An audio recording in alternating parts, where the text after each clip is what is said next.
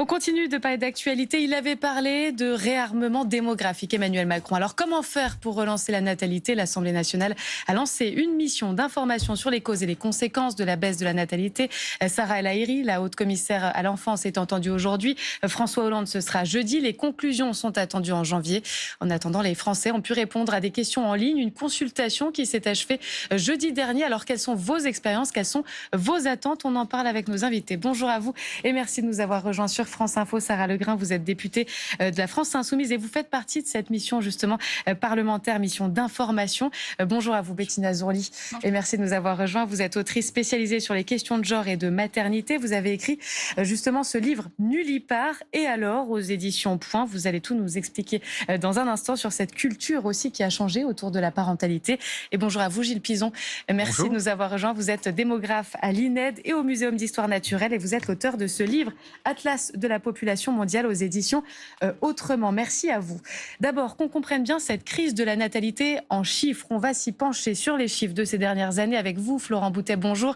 Depuis les années 70 à maintenant, eh bien, le nombre de naissances en France diminue, Florent. Oui, on peut même dire qu'elle est en chute libre. Regardez ici, en France, cette image d'un jeune bébé qui vient de naître dans un berceau ici à la maternité. Elle est de moins en moins fréquente. Voyez ici les naissances en France. On était longtemps autour des 800 000 bébés chaque année, jusque sur les années 2000, début des années 2010 à peu près. Et puis, depuis, c'est la dégringolade, la chute libre, je le disais, l'épiphénomène des bébés Covid. Ici, cette légère remontée n'aura été extrêmement temporaire. On est passé de 833 000 bébés en 2010, le dernier pic dans les années récentes, à seulement 663 000 bébés l'an dernier en France, avec aussi un taux d'enfants par femme qui chute également, 1,62 l'an dernier, là où on était à au-dessus de 2 enfants par femme en 2010. Autrement dit, ici, les générations étaient renouvelées. Ce qui est intéressant aussi, c'est de regarder les dynamiques spatiales. La carte de France en la matière, on voit très bien que les enfants sont plus nombreux à naître dans les grandes villes comme Paris, Lyon ou encore Marseille. À l'inverse, il y a une diagonale du vide ici qui montre que dans ces zones moins peuplées, c'est aussi là où le taux de natalité est le plus faible sur le territoire. Un mot encore en ce qui concerne l'âge moyen des mères à la naissance. Là encore, on voit que sur les grandes agglomérations et sur les littoraux, il reste plus important. Un âge moyen pour les mamans de 31 ans aujourd'hui, un âge qui ne fait qu'augmenter puisque regardez, d'année en année, celui-ci est de plus en plus avancé. Dans les années 80, il était en dessous de 27 ans. Et pour nos voisins, Florent, qu'en est-il justement chez les autres pays européens? Ce phénomène, il n'est pas que français. Regardez, en Europe, alors c'est vrai pour mémoire, le nombre d'enfants par femme en France, c'est 1,62. Nous ne sommes devancés parmi les 27 que par la Bulgarie, qui a un taux beaucoup plus enviable, entre guillemets, 1,81. Sinon, tous les autres pays sont en dessous. Pour preuve, par exemple, la Hongrie, où pourtant Viktor Orban a mis la natalité comme priorité, on est à 1,55. Du reste, les pays d'Europe centrale, on dit souvent qu'ils deviennent vieux avant de devenir riches. Regardez ici, l'Irlande, 1,5. C'est un pays qui pourtant avait longtemps fait la course en tête avec la France. Et puis, nos voisins allemands, 1,39 enfants par femme. L'Allemagne qui ne voit sa population augmenter que grâce à l'immigration désormais. Mais le plus marquant, ce sont les pays où la culture religieuse est très importante. Culture chrétienne pour la Pologne, l'Italie ou encore la Grèce. À peine plus d'1,2 enfants par femme. Le chiffre le plus faible étant celui de l'Espagne, 1,12 enfants par femme, un autre pays extrêmement catholique. Merci beaucoup Florent Boutet pour toutes ces précisions, toutes ces explications. C'est vrai que pour la première fois depuis la Seconde Guerre mondiale, en mai dernier, Gilles Pizon, on a assisté à un nombre de décès qui était plus élevé que le nombre de naissances. Encore une fois, ça n'était plus arrivé depuis 1945. Oui, alors il faut attendre le bilan démographique que va publier l'INSEE en janvier pour savoir si en 2025. Mais la tendance est là. Donc, ça a été rappelé, donc, le nombre de naissances chaque année diminue depuis 2010, mais après avoir augmenté dans les 15 années précédentes. Donc, il y a une fluctuation d'une année à l'autre. Mais la tendance semble être à avoir moins d'enfants en France, partout sur la planète. Cela dit, la tendance, elle est moins prononcée en France que chez beaucoup de nos voisins européens. Et les femmes qui ont atteint 50 ans, l'an passé, donc elles sont nées en 1974, elles ont eu plus de 2 enfants en moyenne chacune. Celles qui ont fêté leur 40e anniversaire l'an passé, qui sont nées donc en 1984, elles ont déjà presque 2 enfants. Il leur reste encore 10 ans jusqu'à 50 ans.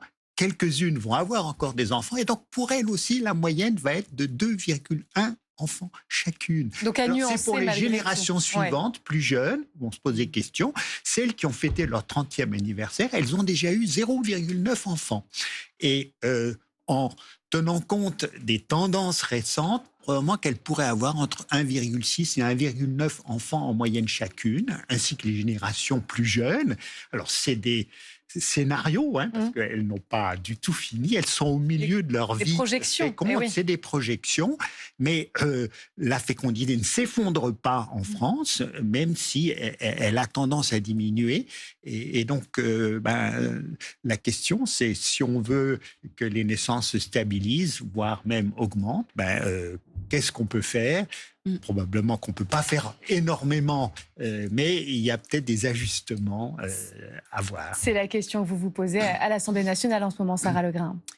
Oui, bien sûr. Alors moi, je rappelle toujours, dans le cadre de cette mission dont je suis membre, à chaque fois que j'y suis intervenue, y compris parce que j'ai été aussi rapporteur d'une mission sur les politiques d'accompagnement à la parentalité, moi, je rappelle que l'objectif, il doit être toujours d'essayer de comprendre quelle est la proportion de femmes dans le pays qui souhaiteraient avoir plus d'enfants, ou souhaiteraient avoir des enfants et n'en ont pas le nombre qu'elles veulent ou n'en ont pas du tout.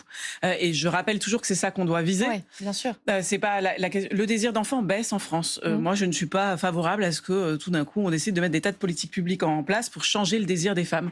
Pendant très longtemps, les femmes ont eu plus d'enfants que ce qu'elles ne désiraient. Voilà. Donc, la question, c'est l'écart qu'il y a entre le désir d'enfant, le nombre d'enfants désirés par femme, à la maternité quand on en a envie. Il y a beaucoup évidemment de conditions matérielles et c'est évident que quand vous n'êtes pas sûr de pouvoir avoir la chambre dans l'appartement pour accueillir l'enfant, d'avoir les ressources nécessaires pour lui donner une vie digne, quand vous avez l'impression que c'est aussi quelque chose, et je pense que les enjeux féministes sont donc majeurs, qui va avoir un impact décisif sur votre vie, y compris économique, et qui va vous appauvrir en tant que femme parce que c'est complètement démontré que la maternité a un coût pour les femmes et accroît les inégalités dans le couple. Donc tout ça sont sans doute des facteurs, mais je le dis aussi, quand on explique aux femmes qu'il faut faire un réarmement démographique et qu'après on entend le chef d'état-major expliquer qu'il faudra peut-être se préparer à voir nos enfants mourir sur le champ de bataille, moi je ne crois pas que ce soit de nature à dire qu'on est dans une société qui donne envie de faire des enfants et d'avoir des vies de famille épanouies. Je vous propose qu'on écoute justement les Français à qui on a tendu notre micro, et certains ont effectivement des réserves, on en parlera aussi avec vous, Bettina Zourli, sur la volonté d'être parent. Écoutez.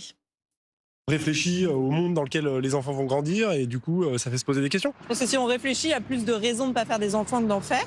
Enfin, ça a pesé dans la balance, je pense le climat social, l'incertitude économique, non ? Oui. Mais beaucoup les défis écologiques quand même. Les défis écologiques, l'incertitude économique, autant de questions. En tout cas, c'est une question aujourd'hui qu'on se pose. Est-ce qu'on veut vraiment des enfants ou pas ? Avant, on n'avait pas le choix, comme vous l'avez rappelé. Bettina Zourli, aujourd'hui, on l'a, votre livre. Vous parlez des nullipares. On va expliquer à nos téléspectateurs. Les nullipares sont les gens qui n'ont pas d'enfants. Déjà, le terme est un peu violent. Bon, c'est juste un terme médical pour dire donc nul part. Enfin, c'est vraiment le terme scientifique pour. Oui, je sais que ça vient pas de vous, mais c'est étonnant comme terme. En tout cas, il peut être mis en question aujourd'hui aussi. Ouais. Mais c'est vrai que c'est une question que tout le monde se pose maintenant. Est-ce qu'on veut vraiment des enfants ou pas ? Oui, comme on vient de le rappeler, c'est vrai qu'on est rentré dans un moment où on a plus le choix qu'avant, de par les avancées féministes et sociales qu'on a, donc l'avortement, la contraception, etc. Mais moi, ce que je trouve, en fait, je me permet de le dire dès maintenant, c'est que souvent on fait l'amalgame entre le fait qu'il y aurait forcément plus de femmes, notamment qui ne voudraient pas d'enfants, et l'effondrement entre guillemets de la natalité. Moi, j'ai l'impression que, comme l'a rappelé Gilles Pizon au début, c'est qu'en fait, pour l'instant, on ne peut pas affirmer que notre génération, moi j'ai 34 ans. Oui, c'est encore trop tôt. Voilà. Donc pour l'instant, on ne peut pas faire ce parallèle. Il y a eu un sondage l'année dernière de. La seule chose qu'on peut dire, c'est que l'âge de la maternité recule. Il recule, mais en tout cas, il y a eu un sondage de Elle sur le fait que 13% des femmes ne voudraient pas d'enfants a priori. Mais en fait, si on regarde toutes les cohortes de générations qui ont terminé leur vie fertile, on se rend compte qu'il y a toujours entre 10 et 15, voire plus de de femmes, 10 et 15% de femmes qui ont fini leur vie fertile sans enfants. Donc a priori, il n'y a pas d'alarmisme là-dessus. Oui, c'est-à-dire que dire qu'on ne veut pas d'enfants à 25 ans, c'est pas qu'on n'en aura pas quand on aura 45. Et que la plupart des gens veulent des enfants, en réalité, quand même, il faut le rappeler. Mais c'est vrai que c'est un discours, malgré tout, qu'on entend aujourd'hui, qu'on n'entendait pas avant. C'est peut-être ça la différence, c'est aujourd'hui, et qu'il est audible, finalement, aussi. Il est autorisé. Autorisé. Oui, exactement. Et autorisé, mais quand même un petit peu stigmatisé. Enfin, je veux dire, il y a quand même toujours cette idée d'une hiérarchie entre les femmes, entre celles qui font des enfants et celles qui n'en font pas, quoi. Oui, mais on peut être un peu taxé d'égoïste tout le temps, qu'on en fasse, qu'on n'en fasse pas. Il y aura toujours des arguments pour et des arguments contre. En tout cas, c'est vrai qu'entre donc les femmes qui veulent pas d'enfants, les difficultés à la procréation, qui sont liées aussi à l'âge plus avancé des mères, il y a aussi ces craintes pour l'avenir. Gilles Pizon, elles pèsent évidemment sur le désir de parentalité. On l'a entendu par la voix des Français qu'on a interrogés. Oui, alors l'Institut national d'études démographiques mène périodiquement des enquêtes sur le souhait des Françaises et des Français en matière de famille et d'enfants. Et la dernière qu'elle a organisée, c'était en 2024. Les premiers résultats ont été publiés en juillet dernier. Et qu'est-ce qu'ils montrent, en résumé? C'est que les Françaises et les Français souhaitent 2 enfants en moyenne, chacun. Alors c'est une moyenne. La même enquête, même type d'enquête avait été organisée il y a 19 ans, donc en 2005. Donc on a pu comparer parce que les questions étaient similaires. Et en 2005, les souhaits déclarés, c'était 2,3 enfants en moyenne. Donc en 20 ans, ça a un peu reculé quand même. Ouais. Autre résultat important, c'est que dans l'enquête de l'an passé, en 2024, autour de... une personne sur 10 dit qu'elle ne veut pas d'enfant du tout au cours de sa vie. Il y a 20 ans, c'était 1 sur 20. Donc, il y a une progression de la part des gens qui déclarent dans ces enquêtes ne pas vouloir d'enfants. Cela dit, dans l'autre sens, ça veut dire que la grande majorité des personnes, quand on les interroge, elles disent souhaiter avoir des enfants. Ce qui est intéressant, c'est de comprendre aussi pourquoi, des fois, on ne veut pas d'enfants. Vous l'avez rappelé, Sarah Legrain. On sait maintenant qu'il y a un coût à payer qui est très important du côté des femmes, notamment. D'ailleurs, je voudrais soumettre cette analyse à vos expertises. C'est la DREES, la Direction de la recherche, des études, de l'évaluation et des statistiques. Selon une étude de la DREES de l'an dernier, l'organisation familiale, elle est toujours très genrée aujourd'hui encore. Quand on n'a pas de mode de garde, eh bien c'est la femme qui se sacrifie, je mets des guillemets parce que c'est pas un sacrifice de s'occuper de son enfant, mais malgré tout, qui se met en retrait de sa vie professionnelle. Et c'est les femmes qui sont davantage, soit sans emploi, soit en temps partiel, pour des raisons qui sont liées aux enfants. Sarah Legrain. Bien sûr, et qui sont liées à nos choix de société. Si on avait ce qu'il faut en matière de services publics d'accueil du jeune enfant, si on avait mis les moyens, y compris dans les congés parentaux égaux, congé paternité et congé maternité, égaux, eh bien, on aurait envoyé le message que le partage des tâches peut se faire et que l'accueil de l'enfant peut se faire sans peser sur les parents et notamment sur la mère. Aujourd'hui, vous avez 65% des tâches parentales qui sont assurées par les mères. Vous avez 85% des rendez-vous pris sur Doctolib qui sont pris par les mères. Mais c'est pas simplement des mentalités qui ont lieu individuellement dans les familles. C'est toutes nos politiques qui n'ont pas suffisamment dit. Ce n'est pas aux mères de porter entièrement sur elles la charge et les tâches parentales, mais qui devrait dire aussi les pères doivent pouvoir s'arrêter, les carrières, le temps de travail doit pouvoir être un peu diminué pour s'occuper de son enfant, et en même temps on doit avoir les services publics aussi qu'il faut. Aujourd'hui, on va revenir sur les modes de garde, mais juste sur les congés parentaux, c'est dans les tuyaux quand même, le congé parental, 2 mois supplémentaires pour les 2 parents, c'est ce qui a été voté au Sénat. Déjà, il faut l'appeler congé de naissance parce qu'il y a quelque chose qui s'appelle déjà le congé parental, qui actuellement est rémunéré de 400 €. Donc je vous laisse imaginer, il est pris évidemment très majoritairement par des femmes, et ce sont des femmes qui se retrouvent à 400 €. Donc elles, ça fait drastiquement chuter leurs revenus, et c'est ce qui contribue à augmenter les inégalités femmes-hommes de façon énorme. Aujourd'hui, on est en train... Juste peut-être aussi, c'est les femmes qui prennent ce congé parce qu'elles gagnent moins déjà au départ que leur conjoint. Bien souvent. Évidemment. Mais et si on doit sacrifier un salaire, on sacrifie le moindre. Si vous vous posez la question de pourquoi elles gagnent moins, c'est pour ça que c'est le cercle vicieux, c'est que c'est aussi pour des questions liées à la maternité, soit qu'elles occupent des métiers féminisés, ceux du soin aux enfants, ceux du soin aux personnes, qui sont des métiers qui sont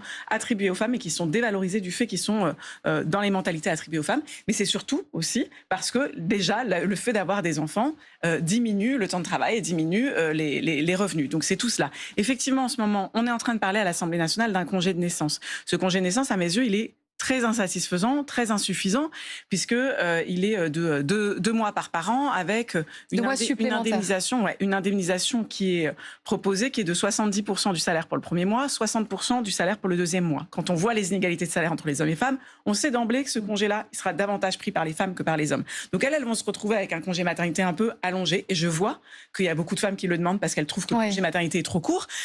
Mais en allongeant ce congé maternité sans avoir eu de rattrapage du côté du congé paternité, elles vont aussi, mécaniquement, ça va aussi accroître ces inégalités. Donc, c'est pas le congé égalitaire qu'on essaye de nous vendre. Et par ailleurs, il y a une arnaque que j'ai contribué à lever à l'Assemblée nationale, c'est que ce congé, il est promis pour juillet 2027. Donc, les parents qui, depuis 2023, entendent parler d'un congé de naissance qui devrait leur améliorer la vie, non seulement trouvent que c'est pas suffisant, mais en plus, ils disent, mais attendez, juillet 2027, vous moquez-nous, ça, potentiellement, ça veut dire jamais. Donc, moi, j'ai fait adopter au moins un amendement pour que ce soit dès janvier 2026, et j'ai vu aux réactions des parents aussi la détresse dans laquelle ils sont, c'est-à-dire qu'effectivement ça fait une énorme différence pour eux s'ils vont pouvoir en bénéficier là, parce qu'ils anticipent le fait de ne pas avoir de place en crèche, le fait de risquer de se retrouver à 400 € de revenus pour les mères, et donc évidemment cette petite miette que leur lâche le gouvernement fait déjà envie pour soulager un petit peu leurs angoisses de futurs parents. Gilles Pizon. Quand on compare la France avec les autres pays, notamment les pays les plus avancés, eh bien, son taux de fécondité reste le plus élevé pratiquement en Europe et aussi dans le monde parmi les pays avancés. Et quand on essaie d'expliquer pourquoi la fécondité varie beaucoup d'un pays à l'autre, alors dans les pays méditerranéens d'Europe, l'Espagne, l'Italie, le taux est autour de 1,15 enfants en moyenne par femme. Alors en Chine, il est de 1 enfant et en Corée du Sud, 0,7. Bon, dans les pays d'Europe du Nord, il est plutôt un peu supérieur à 1,5 enfants. Et puis la France, et justement, pourquoi ? Eh bien, on s'aperçoit que les pays où les femmes ont le plus d'enfants, même si la fécondité baisse, c'est les pays où les inégalités entre hommes et femmes sont les moins élevées, même si elles existent partout. Et donc, ceux où elle est la plus faible, c'est où les inégalités sont les plus fortes, à la fois au travail, avec des rémunérations différentes pour les femmes que pour les hommes, pour un même travail, des responsabilités qui ne sont pas les mêmes et l'accès aux des responsabilités qui sont plus difficiles, mais aussi des inégalités à la maison, le partage des tâches. Et donc, pourquoi en Chine, en Corée du Sud, à Singapour, les femmes ont si peu d'enfants ? C'est parce qu'elles savent que culturellement, ce sera elles de s'en occuper. Parce qu'elles ne veulent pas d'une vie comme celle de leur mère ou de leur grand-mère, à rester à la maison dès le moment qu'elles ont un enfant. Elles ont fait des études, elles ont des diplômes, elles ne voient pas pourquoi elles n'auraient pas une carrière. Et donc, c'est la conciliation entre le travail et la famille qui est encore plus difficile qu'en France, même si ce n'est pas facile dans nos pays. Et c'est un petit peu le facteur clé. Donc, si on veut qu'à terme, la fécondité remonte ou que les femmes, les hommes puissent avoir les enfants qu'ils souhaitent, il faut jouer sur ces inégalités, favoriser leur réduction, parce qu'elles existent partout. Mais ça, c'est pour le moyen terme et le long terme. Bettina Zourli. Oui, je suis tout à fait d'accord. C'est vrai que j'avais noté les quelques chiffres de l'UNAF, notamment, qui avaient interrogé les Français et les Français sur les freins, en fait, à la concrétisation du désir d'enfant. Et c'est exactement ça. C'est que, on voyait donc pour 66% d'entre eux, c'est un congé suffisant et bien rémunéré. 63% parlent de services de garde accessibles et 62% des horaires de travail. Donc en fait, moi je trouve qu'il y a toujours cette idée de... Là aujourd'hui, les politiques actuelles, et notamment les plus conservatrices, elles s'attaquent toujours aux femmes en disant il faut soutenir le fait qu'elles puissent retourner à la maison. Grosso modo, c'est ça qui se dit en filigrane. Alors qu'en réalité, la demande des Françaises et des Français n'est pas du tout là. Donc c'est... Enfin, je veux dire, comme on l'a dit, moi je pense qu'il y a des solutions très simples pour soutenir la concrétisation du désir d'enfant, c'est un congé paternité qui soit obligatoire et aussi long que le congé maternité pour que les pères ou le coparent puissent prendre toute sa place et aussi surtout revoir notre système de faire société en fait, c'est-à-dire les horaires de travail, ça veut dire travailler moins potentiellement. En tout cas, de la flexibilité. Oui, c'est ça. Et même de manière plus générale, en fait, on n'arrête pas de parler, là, le titre de l'émission, moi, il m'a quand même beaucoup perturbée sur le fait de parler de crise en permanence. C'est-à-dire tous les médias parlent du fait qu'il y aurait une crise, un effondrement, alors civilisationnel pour les plus racistes, bien sûr, mais en tout cas, c'est complètement faux. C'est-à-dire qu'on peut aussi juste revoir notre manière de répartir l'argent. Il y a une crise de la natalité dans le sens où c'est une tendance, comme vous disiez. C'est pas une crise, forcément. C'est une baisse. Oui, mais le vieillissement de la population fait, le moindre naissance, plus un vieillissement de la population, fait qu'il y aura une crise économique à un moment ou à un autre. Pas forcément. En tout cas, on va y revenir dans la suite parce qu'on verra aussi ce que font nos voisins. Et effectivement, on peut faire appel à l'immigration ou d'autres. Il y a d'autres méthodes pour faire venir de la main-d'œuvre. On parle des conséquences économiques pour réduire le temps de travail. Travailler plus. Tout le monde de travailler et on peut nationaliser moins les gens et faire travailler plus tout le monde parce qu'on est dans une société, il y a encore un très fort taux de chômage. Donc, d'un point de vue économique, en fait, il y a énormément de choix politiques qui peuvent expliquer les crises économiques dans lesquelles on peut se trouver. Et le fait de ramener tout à la démographie, c'est d'abord une façon de s'exonérer des responsabilités et toutes les décisions politiques qui ont été prises jusque-là, du chômage, des emplois précaires dans le pays, etc. Et puis c'est aussi derrière alimenter quand même cette idée que la puissance d'une nation, elle vient du nombre de ses enfants. Et ça, en fait, tout cas, le dynamisme d'une nation vient quand même d'un élan sur sa démographie. Non, pas forcément. Non, moi je trouve que le fait de dire que la natalité en baisse est une crise, c'est biaisé en fait. C'est vraiment déjà prendre parti.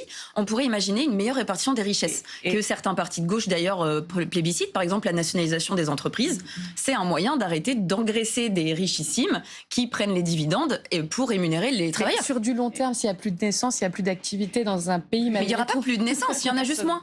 Il n'y aura pas plus de naissance. Mais quand on parle de crise, c'est parce qu'on est en train d'expliquer justement tous les freins. Les freins, ils sont quand même nombreux. C'est un fait qu'il y a des freins à la parentalité. Le signe qu'un pays se développe économiquement, c'est plutôt que sa démographie va baisser. Exactement. C'est plutôt qu'il va y avoir oui, mais jusqu'à un certain point, c'est surtout le niveau d'éducation qui augmente. Et moi, je crois que c'est surtout le sujet de qu'est-ce qu'on veut pour nos enfants. Parce que là, on oublie. C'est en fait, si vous faites plus d'enfants, mais dans une société où les services publics s'effondrent, où le service public de l'éducation s'effondre, où les enfants ne sont pas traités correctement, en fait, vous avez aussi une société qui est malade de ces problèmes-là. Disons rapidement, pas de croissance. On va aller au rappel des titres, il est là de Gilles. Disons rapidement. Oui, le vieillissement démographique, vous l'évoquiez, il est en cours. C'est pas nouveau, ça fait 2 siècles que la population française vieillit et il va se poursuivre, mais d'abord parce qu'on vit plus longtemps. Mais oui. Et puis c'est pour ça qu'on se pose le ces fait questions. que les naissances diminuent dans beaucoup de pays, ça contribue aussi, mais on sait qu'il va se poursuivre et le sachant, il faut anticiper les évolutions. Mais le vieillissement démographique se poursuit en France comme partout ailleurs, mais en France, il est plus lent du fait que les évolutions sont plus lentes, que ce soit les on naissances entend en baisse effectivement les nuances que vous apportez les uns les autres pour s'adapter, se poser ces questions-là, pour anticiper. Mais n'empêche que cet élan, il est partout ailleurs. On va voir des exemples justement de ce que font nos voisins pour relancer la natalité, parce que vous parlez pas de crise, mais en tout cas, il y a besoin d'un élan ou de se poser les questions de comment faire pour la suite. Pour l'heure, il est 12h30, c'est l'essentiel de l'information avec vous, Valentine. Il y a une bonne nouvelle pour les pros. À 69, le rapporteur public émet un avis favorable pour continuer le chantier de cette autoroute qui devait relier Castres à Toulouse. Le rapporteur recommande d'annuler les jugements du tribunal administratif qui avait stoppé net le chantier. Pour ou contre la réouverture des maisons closes, le Rassemblement national ouvre le débat. Les députés Sébastien Chenu et Jean-Philippe Tanguy préparent une proposition de loi sur le sujet. L'idée est de mieux protéger les prostituées, de casser les réseaux de proxénètes. Écoutez le vice-président du RN, Sébastien Chenu.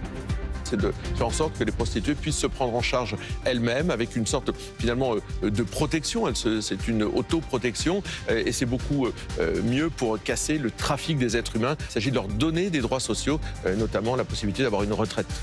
Le ministère des Transports décide d'agir face au scandale des airbags Takata. Désormais, toutes les voitures qui passeront le contrôle technique à partir du 1er janvier seront vérifiées si elles sont dotées d'un airbag Takata classé Stop Drive. 46 accidents sont dénombrés à ce jour en France. Vers un partenariat Renault-Ford pour développer 2 voitures électriques. Elles seront de marque Ford sur une plateforme Renault située dans le nord de la France. Les 2 groupes ont également signé une lettre d'intention pour développer et fabriquer ensemble certains véhicules utilitaires légers. Renault et Ford. Et puis tous les avions de la compagnie régionale Air Antilles cloués au sol depuis hier midi en raison de la suspension temporaire de son certificat de transport aérien. Les passagers devraient, dans la mesure du possible, être basculés sur Air Caraïbes. Flore. Voilà pour l'essentiel. Merci beaucoup Valentine Desjeunes. Pour l'essentiel de l'actualité, on vous retrouve à 13h pour un nouveau point sur l'information. On continue sur France Info de parler donc de la natalité et des politiques natalistes aussi de nos voisins. On a parlé du Japon, des pays d'Asie. On va y revenir d'ailleurs dans un instant. Il y a aussi cet exemple en Hongrie où vous allez le voir. Eh bien, il y a une incitation financière justement à la parentalité. C'est ce qu'a décidé le Premier ministre conservateur, Viktor Orban. C'est un reportage de Lionel Feuerstein qui a été tourné en mai dernier. Je vous propose de le regarder. On en parle juste après. Dans ce quartier populaire de Budapest, tout est fait pour les familles. Des aires de jeu, un grand parc et un peu plus loin une crèche gratuite. Demain, tu feras du patin à roulettes avec papa. Cette jeune mère en profite pleinement, car la natalité est devenue la priorité du pays. Les Hongroises ne font plus assez de bébés. Alors cette année, pour les encourager, le gouvernement a décidé de les exonérer à vie d'impôt sur le revenu à partir du 3e enfant. Nous allons avoir plus d'argent par mois. À partir de juillet, il y aura un abattement fiscal et demi supplémentaire. Et avec 3 enfants, cela peut atteindre 500 € par mois. Un cadeau de l'État équivalent à un peu plus du SMIC hongrois. Bien sûr, lorsqu'une famille a plus d'argent, elle est heureuse car elle peut dépenser plus pour ses enfants, car tout augmente. Cet énorme coup de pouce financier a été annoncé fin février par le très conservateur et autoritaire Premier ministre Viktor Orban. C'est unique au monde. Rien de tel n'existe ailleurs. Nous avons un vieux rêve, que les parents qui choisissent d'élever des enfants ne soient pas défavorisés financièrement par rapport à ceux qui n'en font pas. Depuis 5 ans, Orban enchaîne les mesures chocs. Plus d'impôts sur le revenu pour les mères de 4 enfants et pour celles de moins de 30 ans. Bonne nouvelle, la Hongrie double la déduction fiscale pour les enfants. Car le soutien du gouvernement aux familles passe avant tout. Autre mesure incitative, la voiture. Les familles nombreuses, comme ce couple franco-hongrois, bénéficient d'une prime de 6 000 € pour des véhicules 7 places ou électriques. Mais à certaines conditions qui doivent respecter la vision dite traditionnelle de la famille en Hongrie. Alors effectivement, il y a un certain nombre de gens qui sont exclus de ça. Les couples non mariés, par exemple, on ne parle même pas de couples homosexuels avec des enfants, c'est pas possible. Pour cette famille critique de la politique d'Orban, ces mesures posent évidemment de nombreuses questions. Prenez par exemple le prêt bébé, c'est son nom. Ce crédit immobilier d'environ 30 000 € est accordé aux couples mariés qui promettent d'avoir des enfants. Au 3e, l'État annule son remboursement. Si tu dois signer que tu vas avoir quelques enfants pour avoir un peu de réduction ou un peu de subvention d'État ou de prêts, ça c'est une pression. Une pression. Une pression, oui, pour avoir des enfants. Autre problème soulevé, ces programmes controversés ne sont pas soumis à des critères de ressources et auraient déjà coûté 11 milliards € à l'État. Voilà, donc des incitations financières. On en retrouve aussi en Suisse, la Suisse qui veut s'inspirer justement du modèle hongrois et du modèle polonais. En tout cas, c'est ce qu'elle dit. Gilles Pizon, on voit qu'un peu partout, on va chercher finalement, eh bien, oui, encore une fois, à inciter les femmes à faire des enfants. Oui, et avec quel bilan? Parce que pour la Hongrie, on a des chiffres. Alors, c'est vrai que dans les années 2010 et début des années 2020, le taux de fécondité en Hongrie qui était relativement bas autour des années 2000, comme dans tous les pays ex-communistes du centre et de l'est de l'Europe, avait été remonté et jusqu'à atteindre 1,5 enfants en moyenne par femme en 2023, mais il est redescendu en 2024. On a des chiffres, 1,4. Et donc, c'est pas sûr que... Bon, un rebond de naissance qu'on observe dans les chiffres se poursuivent parce que les politiques à base de primes ne fonctionnent pas sur le long terme. On voit bien les facteurs de fond, c'est ceux dont on a parlé tout à l'heure, notamment ces inégalités entre hommes et femmes, ces partages. Il faudrait voir qu'est-ce que Orban fait pour favoriser l'égalité entre hommes et femmes. En amont, bah oui. Je ne suis pas sûr que ça soit un modèle donc, pour les autres pays. Sarah Legrin. Oui, précisément. Moi, je ne peux pas ne pas commencer par vous rappeler qu'est-ce que la Hongrie. La Hongrie, c'est un État nationaliste, aux idées réactionnaires assumées, qui est homophobe, qui fait écouter le cœur des fœtus aux femmes qui souhaitent avorter. C'est de ce type de pays qu'on parle. Et quand tout le reportage dit il y a eu des politiques en faveur des familles et des parents, quand vous regardez de près, c'est pas une histoire de famille et de parents, c'est une histoire de mère. Vous ne voyez que des femmes, effectivement, dans ce reportage, qui sont celles qui vont effectivement toucher la prime en échange de quoi? En échange d'avoir des enfants et de rester à la maison, c'est-à-dire de perdre les revenus économiques qu'elles pourraient avoir en ayant une activité professionnelle égale à celle des hommes. On parle d'exonération d'impôts. Moi, ça m'intéresse parce que d'ailleurs, j'aimerais savoir si toutes les femmes payent des impôts en Hongrie. Donc, je suis même pas sûre que ce soit une mesure en faveur des femmes les plus populaires. Et par ailleurs, eh bien, effectivement, progressivement, si vous laissez les femmes à la maison, ça vous coûte plus très cher les exonérer d'impôts parce qu'elles n'ont, en fait, en réalité, plus de revenus. Voilà. Donc, je veux dire, ce genre de pays, je ne sais pas si c'est efficace en matière de natalité, mais en matière d'atteinte aux droits des femmes, c'est assez clair. D'ailleurs, vous en avez quand même une qui dit, bah oui, ça ressemble quand même à une pression. Voilà. Oui. Eh bien, c'est ça le sujet. En fait, si on veut revenir aux années 50, si on veut revenir aux années d'avant, si on veut revenir à un moment où les femmes ne pouvaient pas décider de leur corps, eh bien, effectivement, oui, on retrouvera une démographie qui hausse. Est-ce que c'est ça l'objectif qu'on a dans nos sociétés? Est-ce que c'est ça même qui fait que les enfants à venir vivront épanouis dans la société? Je sais que non. Et je continue à défendre le droit des femmes. Et donc, je crois que tous ces pays qui pensent que politique nataliste, ça veut dire on va donner des salaires maternels aux femmes, ils se plantent. Ce qu'ils doivent donner, c'est les conditions matérielles d'égalité entre les femmes et les hommes, d'égalité au travail, d'égalité à la maison, d'accès à des ressources de services publics et à des biens communs, parce que vous voulez pouvoir vous arrêter un petit peu pour vous occuper de votre enfant, mais vous voulez aussi que l'ensemble de la société prenne sa part à l'éducation des enfants. Et s'ils veulent parler de famille, en fait, le sujet qu'on doit se poser, c'est qui éduque les enfants dans la société. Il faut qu'on sorte d'une logique où on dit famille, mais en fait, derrière, c'est les mères, et où ce soit l'ensemble de la société qui fasse un effort d'éducation des enfants, y compris à travers des services publics, à travers une réforme du Code du travail, à travers des projets ambitieux pour que l'égalité se fasse réellement entre les femmes et les hommes. Alors, on a parlé de la Chine tout à l'heure. La Chine, l'exemple de la Chine, il est intéressant parce que des années 80 jusqu'à 2016, il y a eu la politique de l'enfant unique, finalement. Du coup, depuis 2016, la Chine essaie de mettre les bouchées doubles pour reprendre une natalité, j'ai envie de dire, digne de ce nom, donc à base d'incitations financières, elle aussi. Elle a même encouragé des appels téléphoniques pour inciter les femmes, qu'elles ont trouvé, même les Chinoises, extrêmement intrusives, et qui ne marchent pas non plus, là encore, Gilles Pizon. On parlait d'autres exemples. Le Japon, 1,15 maintenant enfants par femme à un taux de fécondité qui est très bas au Japon. Il faut complètement changer de culture, c'est ce que je voulais vous dire. Parce qu'on a parlé d'incitation financière, le Japon le fait. Les crèches municipales de Tokyo sont gratuites depuis cet été. Ils expérimentent la semaine de 4 jours. Les travailleurs qui ont des jeunes enfants travaillent 2 heures en moins chaque jour pour justement permettre d'éduquer les enfants. Oui, mais pour l'instant, tout ça, c'est inefficace. Parce qu'en fait, finalement, c'est en amont qu'il faut reprendre le problème.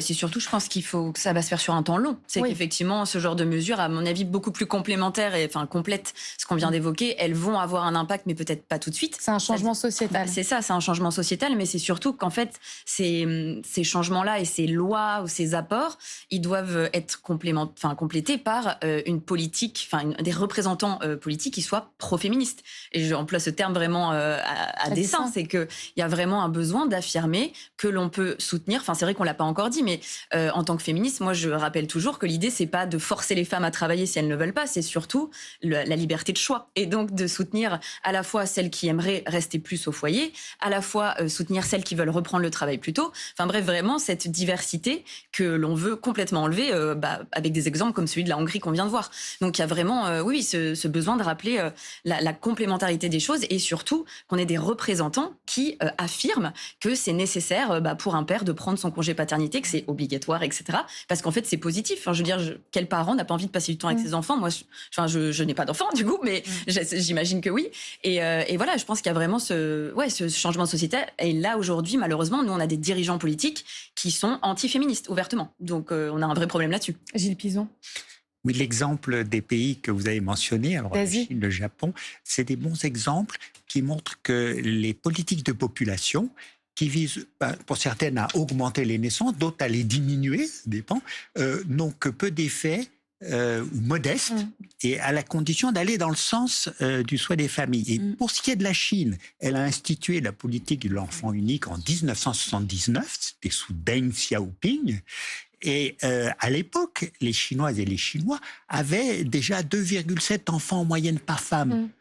Alors qu'ils en avaient le double 10 ans auparavant. Donc la fécondité chinoise avait déjà beaucoup baissé parce que le pays se développait, les conditions de vie s'amélioraient, et donc dans ces cas-là, comme partout, le souhait des familles, c'était d'avoir moins d'enfants.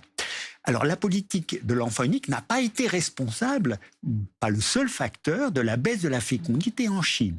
En 2015, le gouvernement chinois qui est angoissé par les perspectives de vieillissement démographique, supprime la politique de l'enfant unique Et en 2021, il institue la politique de 3 enfants. Donc les mauvais citoyens jusqu'en 2015, c'est ceux qui avaient 2, 3 enfants. On passe vite d'un côté ou de l'autre. En 2021, les mauvais citoyens, ceux qui n'ont pas d'enfants ou qui ont un enfant. Mais tout ça, donc un revirement à 180 degrés, mais sans résultat sur les courbes démographiques et de fécondité. Les Chinoises et les Chinois n'ont jamais eu si peu d'enfants.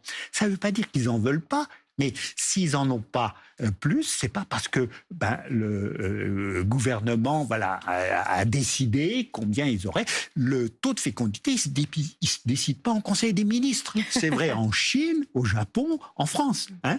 Et donc, pourquoi les Chinoises et les Chinois, mais comme les Japonaises, ont si peu d'enfants? Encore une fois, c'est parce que c'est pas qu'ils en veulent pas, c'est parce que les conditions sont pas réunies. Les femmes souhaitent, comme partout dans le monde, quand elles ont fait des études, des diplômes, avoir un travail comme les hommes, être rémunérées comme les hommes, et puis partager les tâches à la maison. Or, dans ces pays, notamment dans le sud-est, les inégalités entre hommes et femmes sont encore plus importantes que chez nous. Et c'est très mal vu de ne pas élever son enfant quand on est une femme en Asie du Sud-Est, en l'occurrence.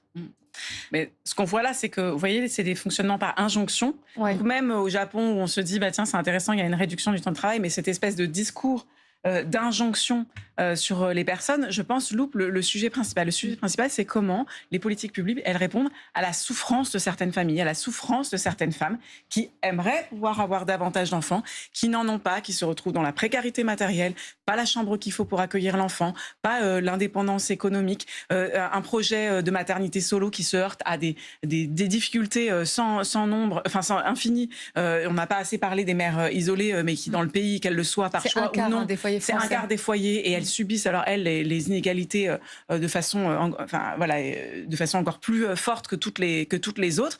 Tous ces freins là, je pense aussi à toutes celles, et elles sont nombreuses et de plus en plus nombreuses, qui sont dans des parcours de PMA avec des sujets d'infertilité, et où vraiment on n'a sans doute pas les moyens de la politique sanitaire qu'on devrait avoir, où ce sont des parcours qui sont extrêmement longs. Alors ça a évolué, c'est à mettre au crédit d'Emmanuel Macron tout de même avec la loi de bioéthique de 2021, la PMA accessible pour toutes, pour les couples homosexuels, pour les femmes seules. C'est exactement ce qui se passe sur beaucoup de sujets. À chaque fois qu'on a des lois sur lesquelles on pourrait se féliciter, c'est que derrière, vous n'avez pas les moyens qu'il faut. Donc, en termes d'accès effectif à la PMA, de la même façon que l'accès garanti à l'IVG est de moins en moins garanti à chaque fois que vous fermez des centres IVG et que vous fermez des moyens et que vous laissez en plus des mouvements réactionnaires s'amplifier dans le pays, eh bien, effectivement, de la même façon, la loi bioéthique, elle cache le fait qu'aujourd'hui, vous avez des difficultés encore matérielles pour un très grand nombre de familles d'accéder à la parentalité. Merci. Alors qu'elles le souhaiteraient. Merci à tous les trois d'avoir été avec nous pour en parler. C'était très intéressant. Gilles Pizon, Sarah Legrain et